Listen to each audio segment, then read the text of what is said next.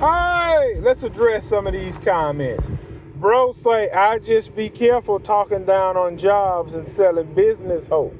I feel like the biggest downfall of my generation is influencers yelling about business. The reason they're yelling about business because they have made it to the other side and they're trying to warn everybody, hey man, it's easier over here. It's more money over here. Y'all, come on.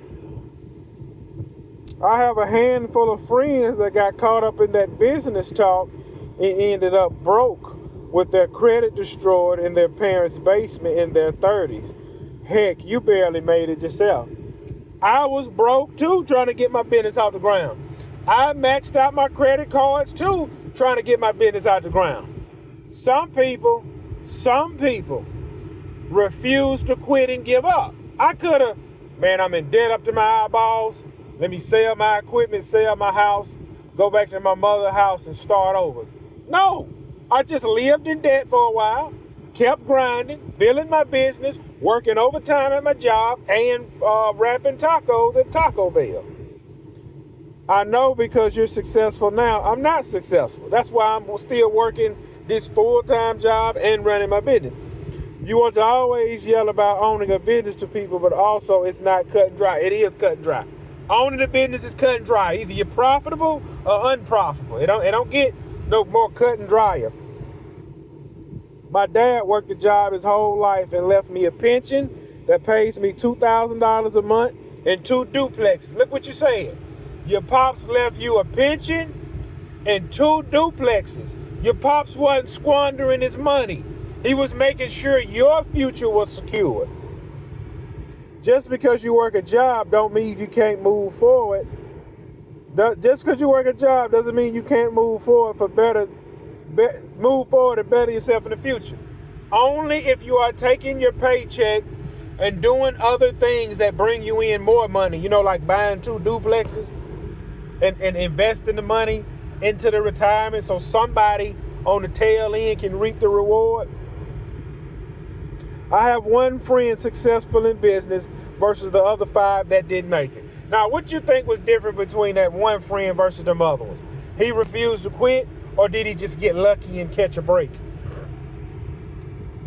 The rest who didn't even attempt own houses with nice cars in the driveway. That's good. There's nothing wrong with owning a nice house and a nice home. The question is, are you happy on that job? And if they take it all the way tomorrow, can you duplicate it? I'm a welder. If all I had was my welding skill, the job I'm working right now closed the gate, I go to another job. I go to another job. I go to another job. One thing everybody have to admit, the grass will always grow. God ordained the grass to grow.